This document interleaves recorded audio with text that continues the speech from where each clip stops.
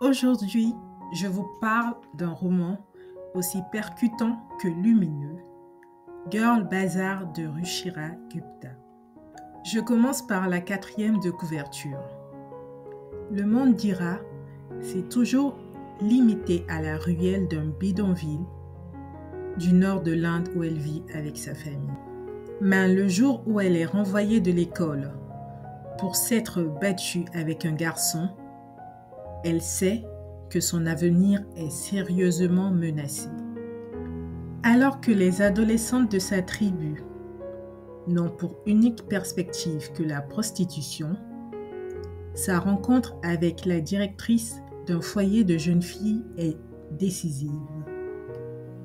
Outre sa protection, c'est une nouvelle forme d'expression que Rinidhi offre à Ira, celle d'un sport de combat élevé au rang d'art, le kung-fu.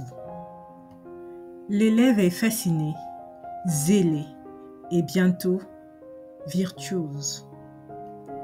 Ce qui ne devait être qu'un cours d'autodéfense va devenir un véritable enjeu pour la jeune fille et une question de vie ou de mort pour sa famille.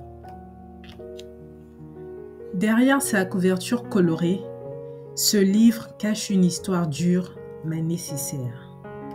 Celle d'Ira, une jeune fille issue d'un bidonville en Inde où chaque jour est une lutte pour survivre. À travers ses yeux, on découvre la réalité brutale de la traite des êtres humains et du poids écrasant des castes. Mais ce roman n'est pas qu'un constat. C'est aussi une magnifique histoire de résilience. Grâce à une rencontre inattendue, Ira découvre le kung-fu. Plus qu'un sport, c'est pour elle une échappatoire, une force intérieure, un chemin vers un avenir qu'on lui avait refusé. Ce livre, inspiré de faits réels, m'a profondément touchée. Oui, certains passages sont durs, mais ce qui en ressort, c'est un message d'espoir, de courage et de solidarité. Un grand bravo à Ruchira Gupta, qui s'engage aussi dans la réalité à travers son ONG pour aider les jeunes filles à reprendre le contrôle de leur vie. Girl Bazaar, c'est un roman fort qui donne la parole à celles qu'on entend trop peu. Je vous le recommande les yeux fermés.